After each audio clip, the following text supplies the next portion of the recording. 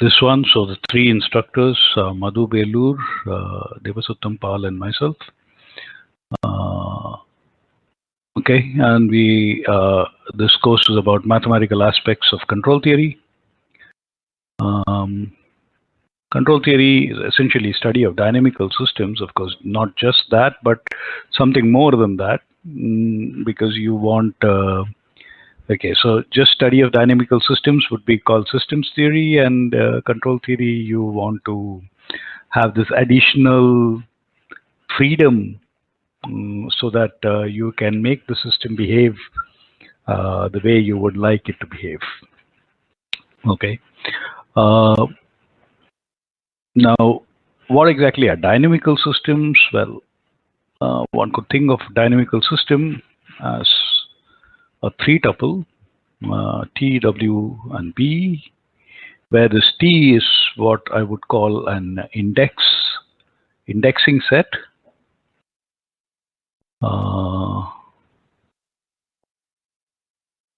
And this indexing set, of course, depends on the system. Yeah, so Tarakanta Naik seems to be asking if I'm showing a slide. Yes, I am showing a slide. You're not able to see at all? Yeah, I'm unable. That's very strange. What okay. about the others? Yes, I got it. Thank you. Yeah, okay, fine, yeah. All right, so so this indexing set, okay, so what do I mean by indexing set? So so when you have systems which you call continuous 1D systems, then this indexing set is a real line. Okay, you have other systems called discrete 1D systems, in which case this indexing set is the set of integers. So you have discrete points over which the system evolves. So indexing set, essentially you should think of indexing set as time, and in fact that is the reason why we are using the symbol T for indexing set. So roughly time. But okay, so for continuous 1D systems and discrete 1D systems, time makes sense. But there are other systems, like for example distributed continuous systems or ND systems, in which case the indexing set is Rn. There are discrete ND systems for which the indexing set is the set of integers, n tuples of set of integers. There are what are called hybrid systems, where q of the variables have a real indexing set, and p of the variables have discrete or integers as its indexing set. So there are all kinds of dynamical systems, and so as we go along, it will become clear what I mean by this. But right now, just be patient and just hold on. Let me continue with this, and you will see why all of this sort of makes sense in this very generalized setting. So the various things that T could be are these various things that I have listed down here.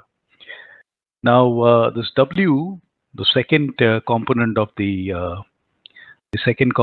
indexing set of the dynamical system, is what's called the signal space.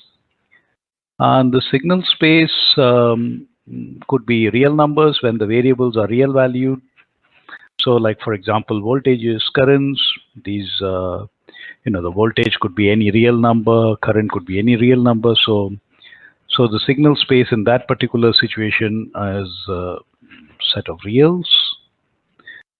Sometimes you can have the signal space to be coming from a finite set, like in case of formal languages, finite automata, and so on, or codes, for example. Then yeah, so the variables can be from a finite field. So for example, convolutional codes. So a signal space can be various things like this, finite set, finite field, set of real numbers, and so on. And then the third component is what we are calling the behavior. And this behavior is a subset of the set of all maps from the indexing set to the signal space. Okay, so you think of all possible maps from the indexing set to signal space, and from all those maps you take a subset, and that is defined as the behavior. Okay, but of course not any old subset. There is some rules. So we say that one of these maps is a part of the behavior if W satisfies what are called system laws. Yeah, and so there is some way in which the system laws are specified, and if W satisfies the system laws, then we say that it behaves. I mean, it belongs to the behavior. And more importantly, if the given map from indexing set to the signal space does not, I mean, it doesn't belong to B if the system laws forbid such a W.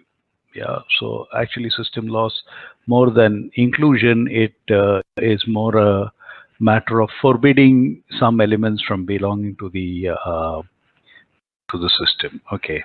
Now this might all sound very abstract, so let us look at some examples just to get an idea. So here is a simple RC circuit. So you have a resistance and you have a capacitance. Okay, and you have this one port, and this is voltage that you can apply across the port, and the current that's going in. Yeah.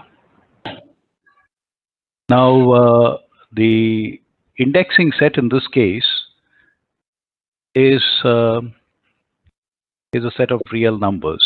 In fact, the indexing set is time. The signal space is R2 because we are interested in the voltage and the current. So voltage is a real number, current is a real number. So it's R2. So if you think of all maps from R to R2, well, they are trajectories. And the system behavior is out of these all possible two tuple trajectories, you're allowed to only take those V and I that satisfy this differential equation.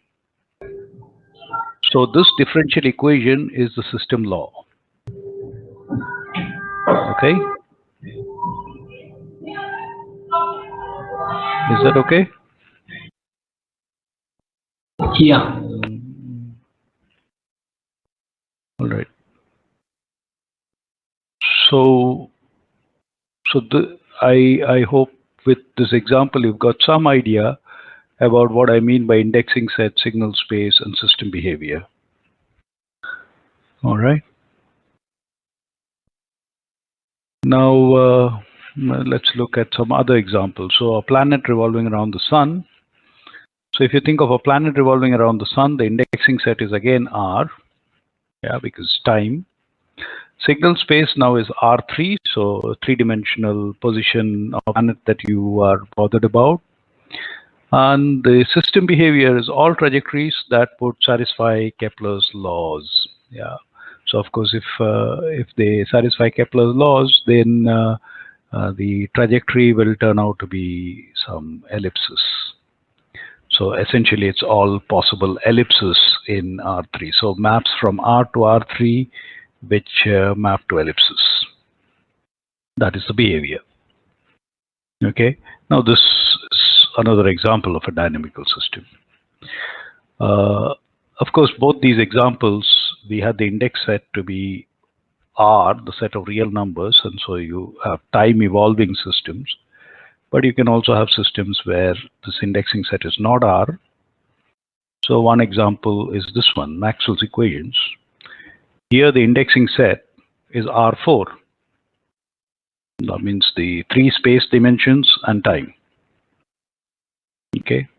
The signal space is R10. There are 10 variables, the 3 variables corresponding to the electric field, 3 variables corresponding to the magnetic field, three variables corresponding to the current density vector and the charge density rho. Okay, so you can think of maps from R4 to R10.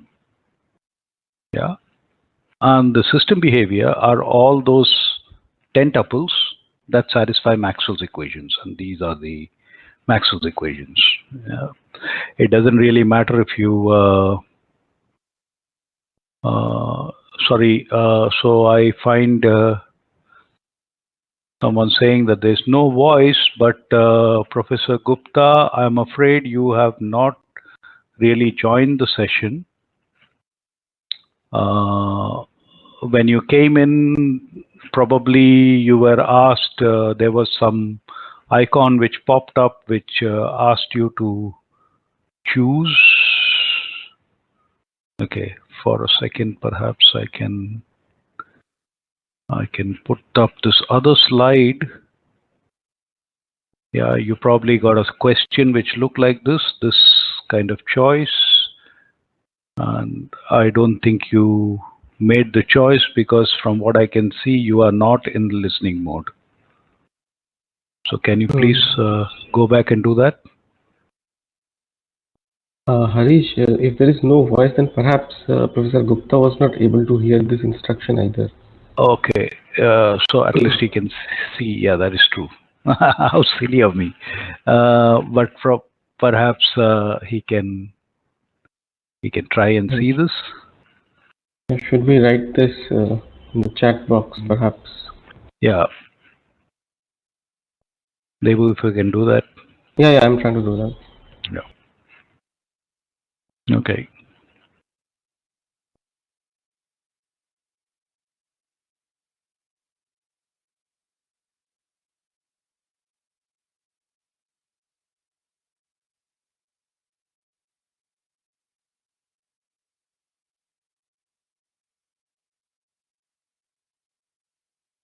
All right, meanwhile, let me go back. Okay. Yeah, so this is an example where the indexing set is no longer just time. That means the indexing set is not just a set of real numbers, but it is in fact R4. And, you have all maps going from R4 to R10. That means each of these components are defined over its position in space and the time instant. Yeah. And only those variables are allowed which would now satisfy these equations. Okay. So this is roughly what I mean by dynamical systems. As you can see, there is all kinds of different systems that come under the ambit of dynamical systems. So there is this broad classification of dynamical systems, and one of the classification is done by asking the question of whether inputs exist or not. So for example, the planet revolving around the sun, there is no real input there. So that is one way of classification of dynamical systems.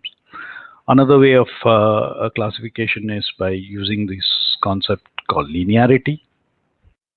Then yet another one is using indexing set. In fact, while talking about the examples and so on, we have already in some sense talked about this classification. Now with inputs, yeah, so there are systems without inputs. They are what one would call autonomous systems, like the planet going around the sun. That's an autonomous system.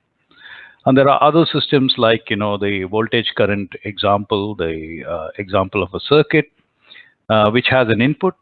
And so those are what are called non-autonomous systems.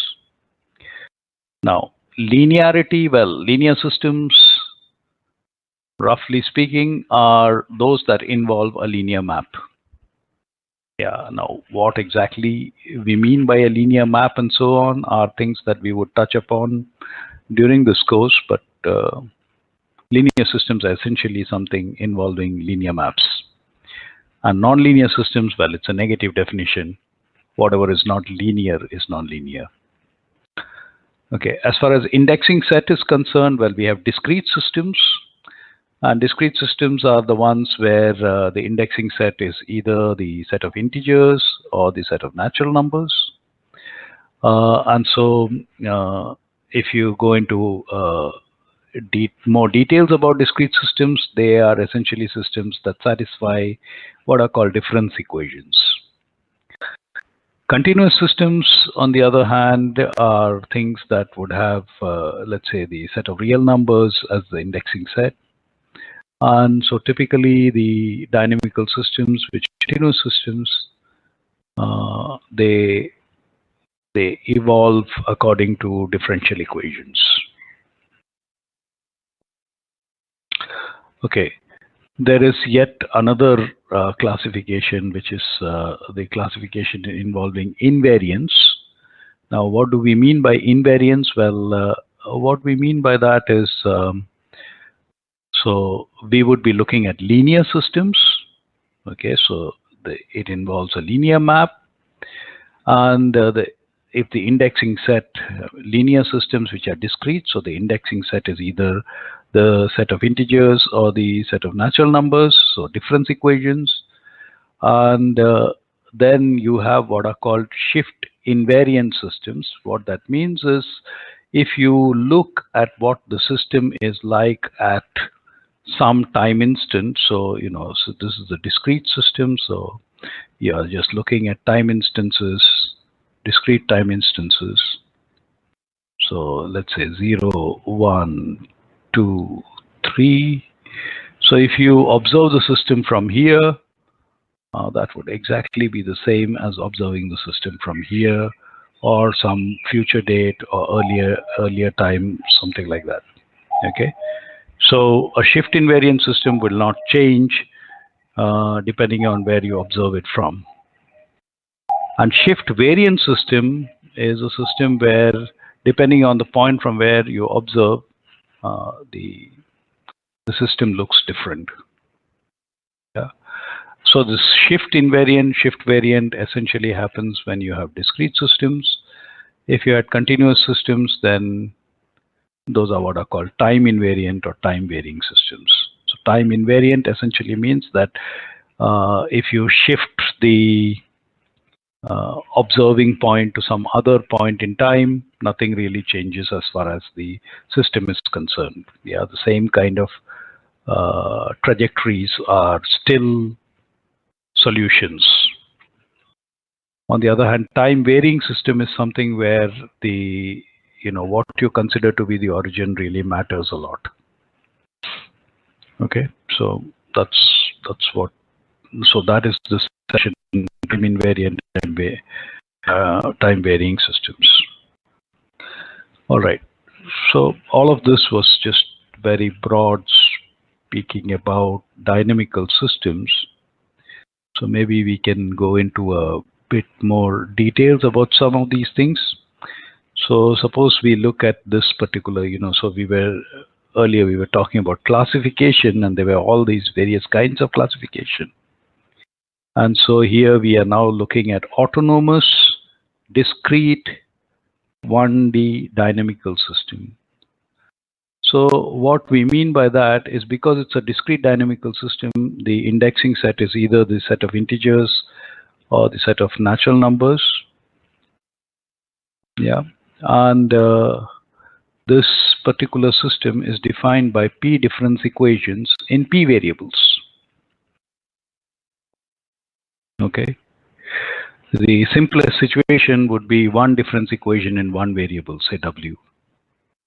Now what that means is you have a nth order difference equation like this. So Wk plus n plus a n minus 1 Wk plus n minus 1 plus so right down to plus a naught Wk equal to 0.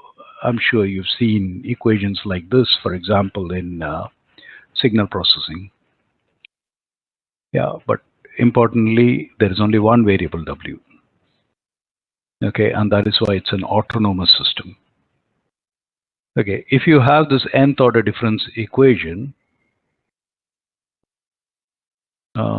one way that this difference equation can be written in a more compact form is if you introduce what's called the shift operator. And the shift operator is essentially, so if you shift W, yeah, then you get this trajectory, which is so W, the shifted version of W at 0 would be W at 1. Shifted version of W at 1 would be W at 2, and so on. Okay, is that clear? What I just said? If you can just answer the poll.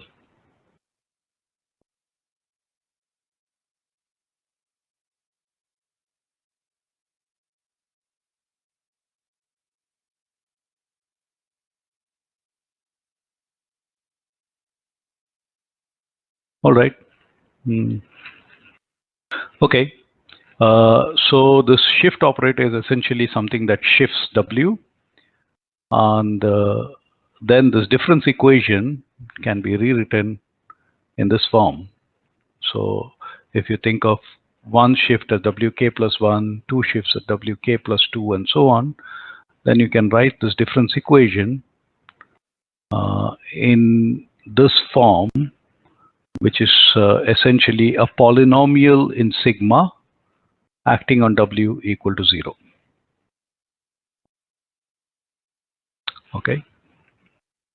So the nth order difference equation can be rewritten as a polynomial in the shift operator sigma acting on the W equal to 0.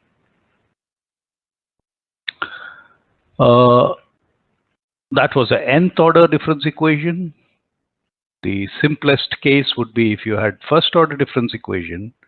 If you had a first order difference equation, essentially it is the shift of W, sigma W, is some A times W. That would be the first order equation. That's the simplest equation possible. Yeah, this you have up to the nth shift, but this you only have up to the first shift.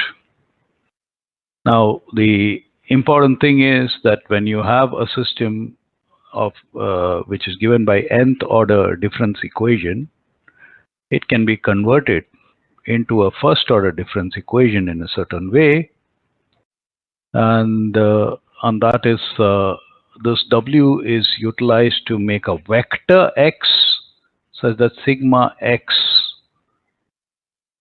yeah, which is X at K plus 1. So these are vector sequences, and this XK plus 1 is equal to some matrix A times XK, where the entries of these X and this A matrix and so on come from some arbitrary field.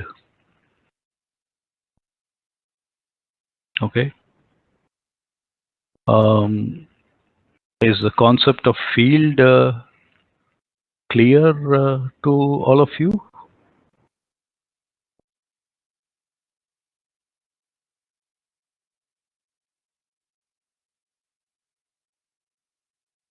Okay. All right. So all of you are familiar with fields, so no problem. All right. So we were looking at autonomous discrete 1D systems.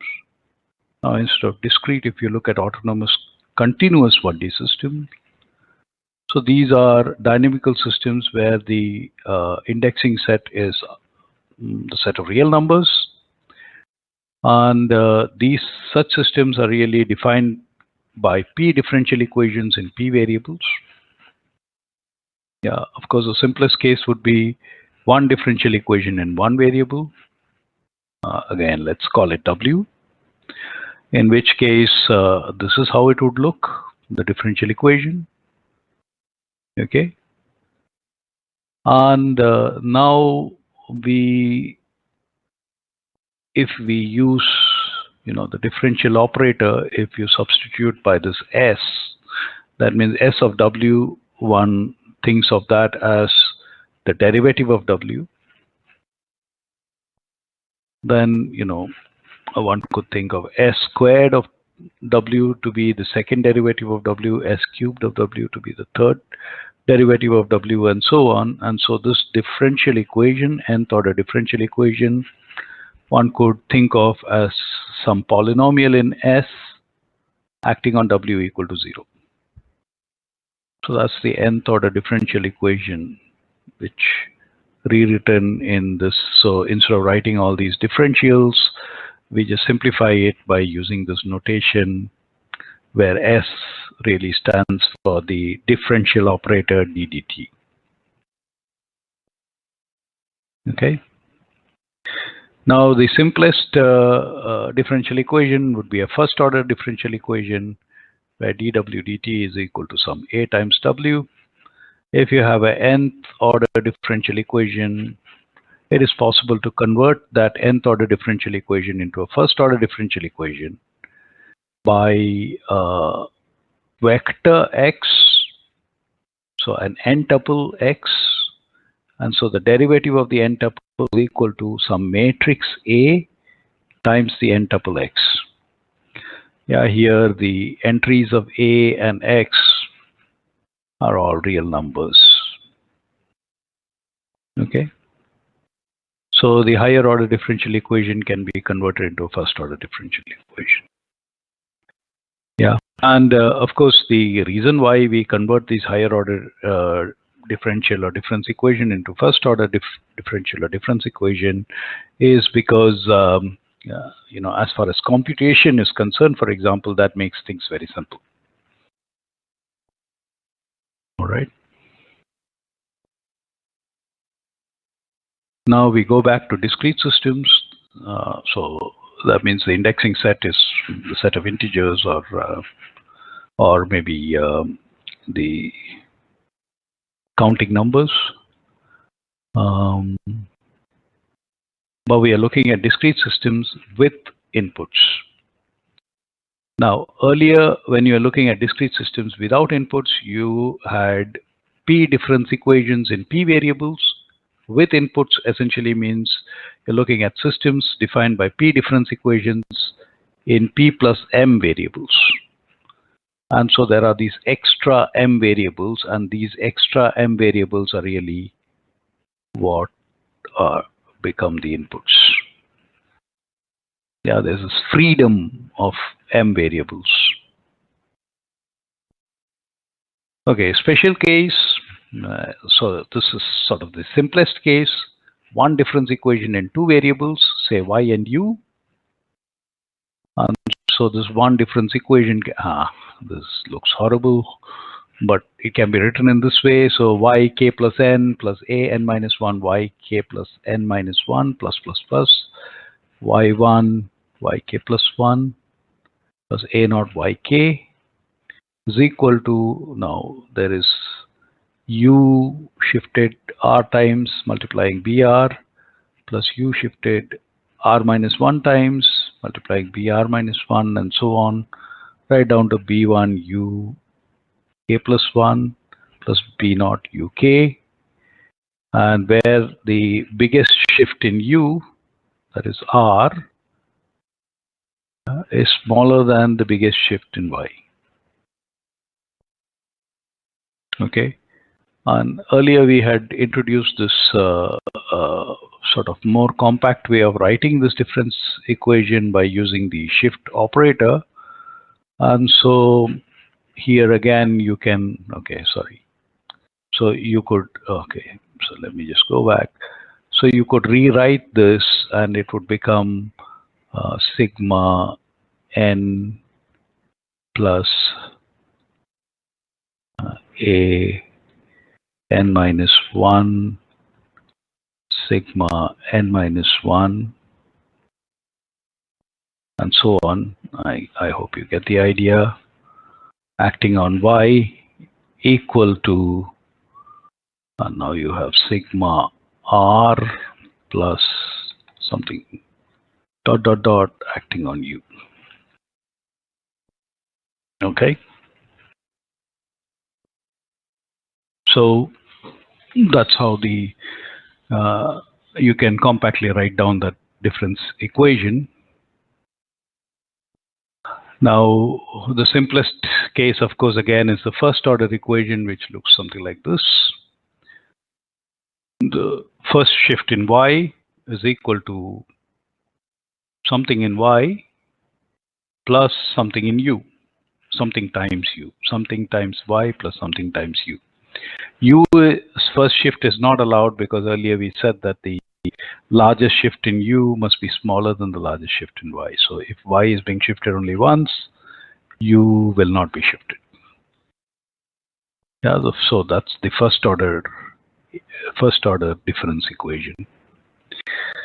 And then it turns out that this general difference equation can actually be converted into a first order difference equation. And so that gives you this thing, which I am reasonably sure all of you are familiar with, and which is called this state space representation. Okay, but of course for discrete systems. Yeah, this matrices A, B, C, D are appropriately sized matrices with entries from appropriate field. Okay.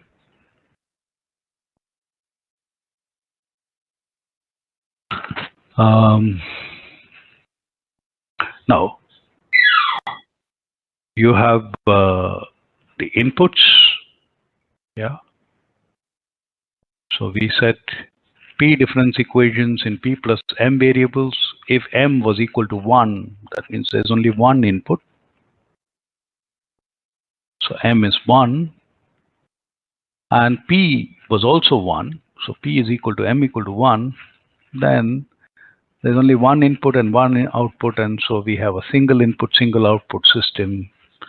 And there are all these abbreviations. So CISO.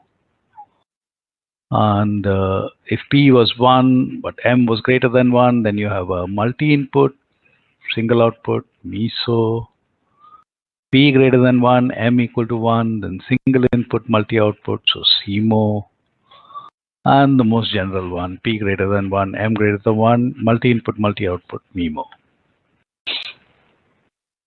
Okay, I'm sure you've seen all of this before. All right, just like discrete systems, you have continuous systems with inputs. So they are defined by P differential equations in P plus M variables. Yeah. Special case, one differential equation in two variables, y and u. Well, that's what that looks like. And here we are saying that the largest derivative of u which comes into this equation, that's the rth derivative of u. So r is less than n, which is the largest derivative of y that comes into the equation. So r less than n. Okay, so you have this nth order differential equation. And earlier we saw how the differentiation operator, we can use this placeholder s for that. And if you use that placeholder s, you can convert that differential equation into what looks like a polynomial in s acting on y, an nth degree polynomial in s acting on y equal to a rth degree polynomial in s acting on u. Okay. Harish, Tarakant has a question. Harish, sorry to interrupt. Sorry. Yeah, go on. You put it on the chat, is it? Sorry. Yeah, go on. Ask. So, this U, is it that U would be given to us when we solve it for Y? I could not understand properly. Yeah, so right now I have not given any kind of terminology. I'm just using these two variables y and u. Now, as it turns out, if you looked at the equation, the way the equations were written, in the last slide maybe, yeah. So in this way of writing down, we think of u as the inputs, and we think of y as the output. Okay. Now, if you go up into that very first line, we are told that there are p difference equations in p plus m variables. If there are p difference equations in p variables, then there is no freedom. Yeah. And the equations are more or less frozen by the initial condition. Once the initial conditions are given, then you have a unique trajectory. Now, if you have p difference equations in p plus m variables, then what that means is m variables you can arbitrarily choose. And once you have made the choice, then the solution becomes unique. Yeah, that's in the discrete system. In continuous system, same thing is applicable. So you have p differential equations in p plus m variables. Yeah. So what that essentially translates to is that these m variables, the extra m variables that you have, you can treat that as inputs. It's your choice. Yeah, and what is our choice, we think of that as input. And once you made our choice of input, then the output is frozen. Okay? All right. So again, just like the discrete systems, the differential equation continuous systems also can be written in first order form in this way: dy dt is some ay plus bu. And the higher order differential equation can also be written in this first order form, and you get this very familiar state space formulation. Dx dt is some ax plus bu, y equal to cx plus du, where x is the so-called state vector. Yeah, and so the derivative of the state is equal to a times the state plus b. B is the matrix times the inputs, and y, the outputs, is c times the state vector plus d times the input. So you get equations like this, where these matrices A, B, C, D are of appropriate dimensions and have entries coming from the field of reals. Okay.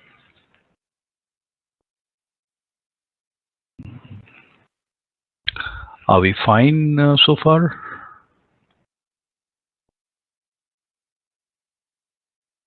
Everything fine so far? Okay. All right. So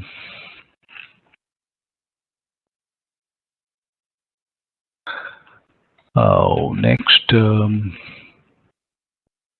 All right. So as you saw, we were writing out matrices. And you had vectors, and these matrices were multiplying the vectors and so on. And so as it turns out, those systems that we were looking at were linear systems. And so vector spaces play an important role. Vector spaces, well, another name for it would be linear spaces. And so the study of these dynamical systems, which are linear and in fact time invariant or shift invariant, is very closely connected to the study of vector spaces and linear spaces. Yeah, and that is why linear algebra plays a big role as far as analyzing these systems go.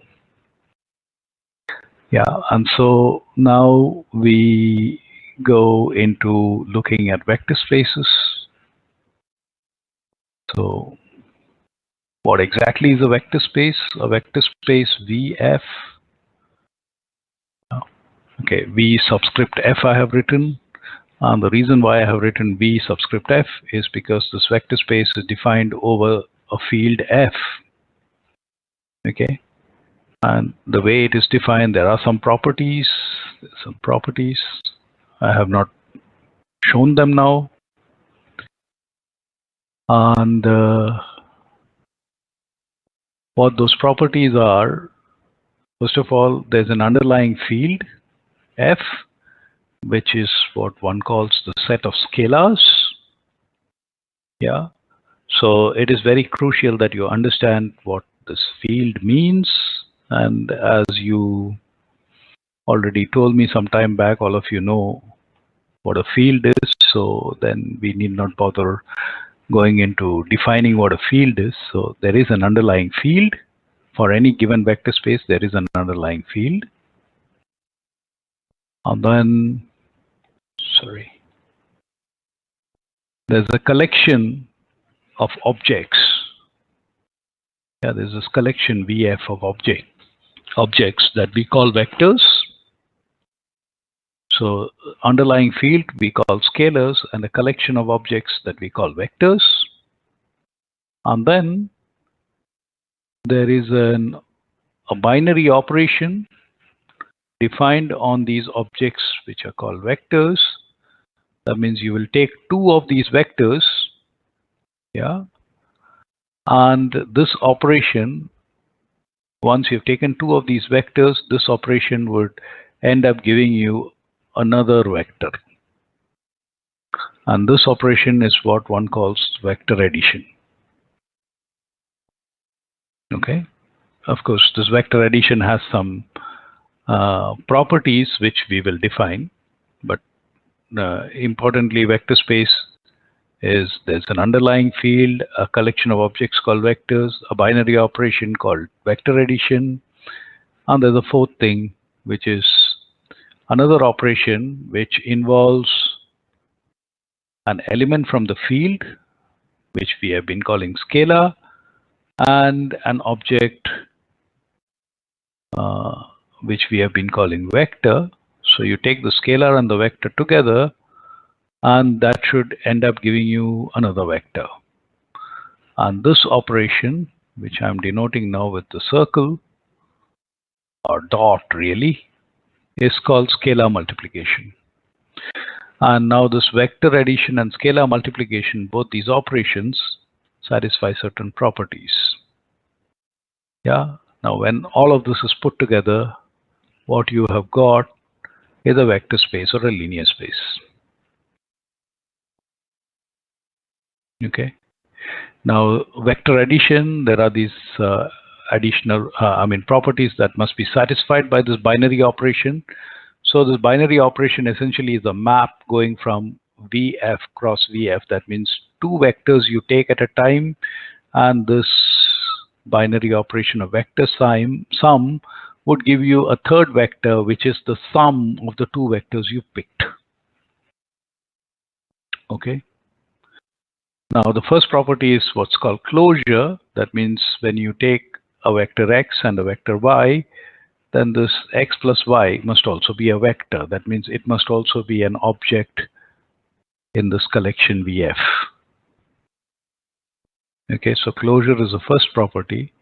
Second property is commutativity, which means if you take x and y, x is the first vector, y is the second vector, then the sum that you get is the same as if you picked y as the first vector and x as the second vector. So interchanging the positions does not change the result. That's commutativity. Associativity. So if you take three vectors and you want to do x plus, first you added y and z, and then you added x to that result. That would be the same as if you first added x and y, and then the result you added to z. Okay, so such a property is called associativity. And there is a very special vector called the additive identity, and that's the zero vector. Yeah. And the property of the additive identity is if you take any vector and add the additive identity, that means the zero vector to it, you end up getting the vector you started with. Yeah. I mean, all these statements sound kind of trivial, vector added to the 0 vector is itself. But there are subtleties involved in these statements which one should be careful about.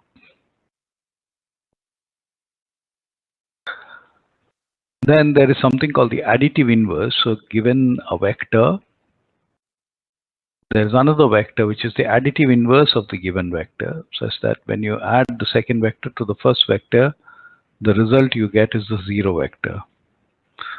So the additive inverse, that vector, you can denote that vector as minus x. So if x is a vector, then minus x is the additive inverse vector, and x added to its additive inverse gives you the additive identity. Okay. So these are 5 properties that the binary operation, which we are calling vector addition, must satisfy. Okay. Now similarly, there are properties that scalar multiplication must satisfy. Now recall that scalar multiplication is an operation which takes something from the field and something from the set of vectors. So a scalar and a vector, and then using the scalar and the vector, it produces another vector. Okay.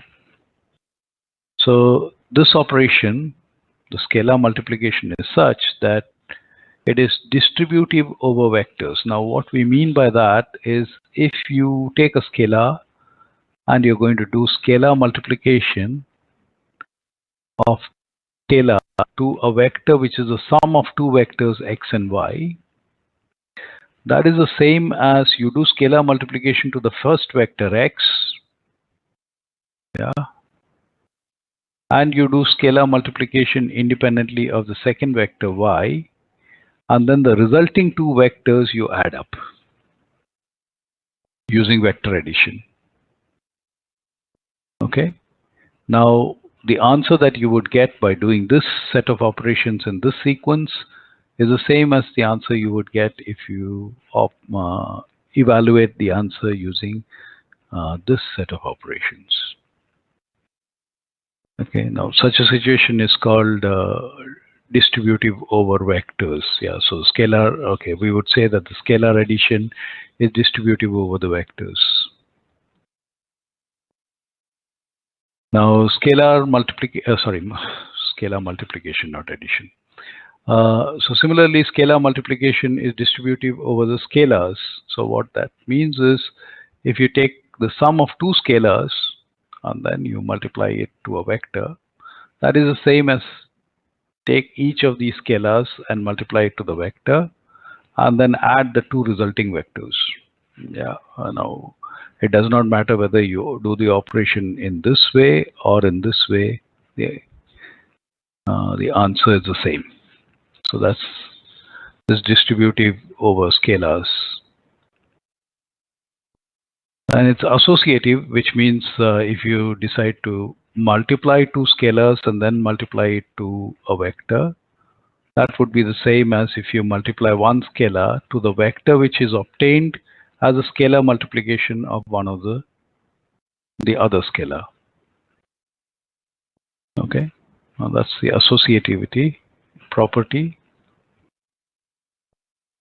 Then there is something called the scalar identity, which is a scalar such that when you multiply that scalar to a vector, you get back the same vector. And this additive, ouch,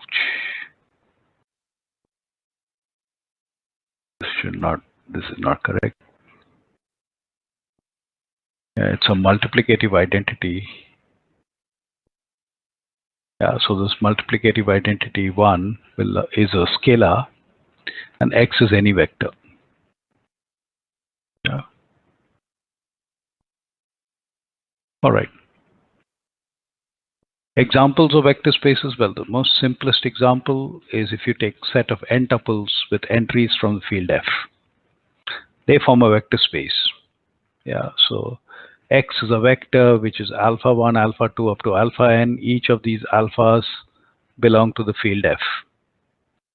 And Y is another vector which consists of beta 1, beta 2 up to beta n, where all the beta i's belong to the same field F. Then vector addition is defined as you add alpha 1 to beta 1, add alpha 2 to beta 2, and so on. And so you end up getting this operation which we call vector addition. And scalar multiplication means you have to use a scalar C and a vector X. Vector X is this alpha 1 up to alpha n. And then this multiplication would mean that the scalar C multiplies alpha 1, scalar C multiplies alpha 2, and so on. So this is what we mean by scalar multiplication. Yeah, and so since all these operations are satisfied, you have an example of a vector space. Okay. Another example of a vector space is the set of all m cross n matrices with entries coming from some field F. So now, mind you, when we say the set of all m cross n matrices with entries from a field F, we are defining a vector space over the field F. And each m cross n matrix is, in our terminology, a vector.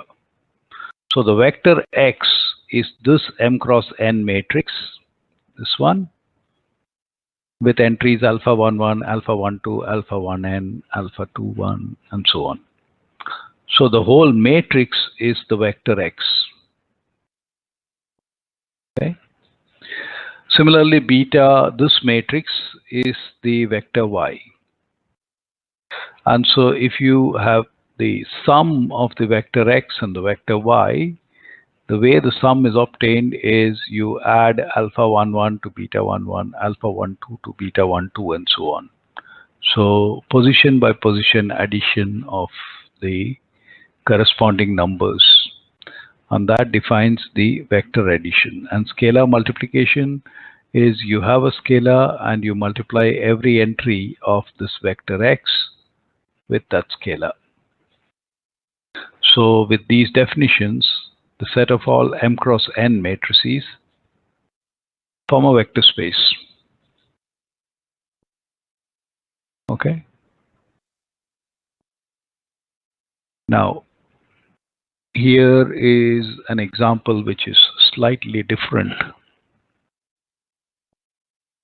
We are talking about a vector space V defined over the field of real numbers, and it's a collection of all continuous functions f from the interval 0 1 to the set of real numbers. So here you go.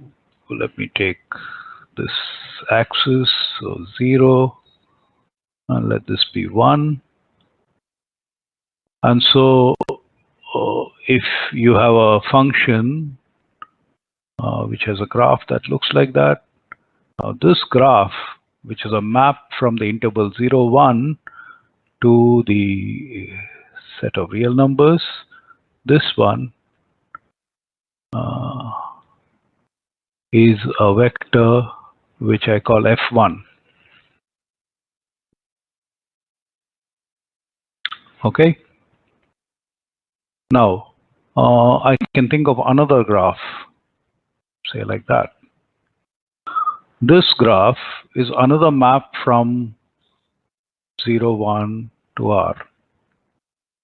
And that, so the blue one, let me call it F2. Okay. So F1 is a vector, F2 is a vector. So each such graph you can draw is a vector. Yeah. Now, you can talk about the sum of two such graphs, and what is the sum going to be? Well, at any time instant t, or any instant between 0 and 1, you check out what the value of F1 is and what the value of F2 is, and you add those two values and you end up getting something else. And so you do that for every point, and then you will get another graph, which is in fact the sum of the two vectors f1 and f2. Okay. If you want to do scalar multiplication, for doing scalar multiplication, you can use any one of these vectors. So let's say the blue vector, which we have named f2, and the scalar should be from the set of real numbers. Yeah. And so the way you define the new vector, which is the scalar multiplication of a real number to this vector f, is you take this graph and every point you multiply by that real number. So if that real number c was taken to be 2, then you double the value at every point. So you get a new curve, which probably looks something like that. Oh, something like that maybe. Okay. And that is 2 times f2. Okay. So this is another example of a vector space. Here, as you notice, unlike the earlier things, the objects that we are calling vectors look very different from the objects that we are taking to be scalars. And it's very important to factor that in whenever we are talking about vector spaces. Yeah, looks like I have overshot from 5:30, but then we started more than half an hour late. So I guess that's fine. And so before I shut down, maybe I would want you to think about this one more example. Yeah, that example is, the set of all polynomials in one variable with coefficients coming from some field f. Yeah. So what one calls vectors is really a polynomial. Okay. So the addition, the vector addition, is what we normally call addition of two polynomials. And the scalar is really an element of the field, and scalar multiplication is really the polynomial getting multiplied by a constant. Yeah, that's another example of a vector space. Okay, so I think I'll stop now, and perhaps we can reconvene at 7 o'clock when the next lecture is supposed to start. All right. Okay, so is there any questions?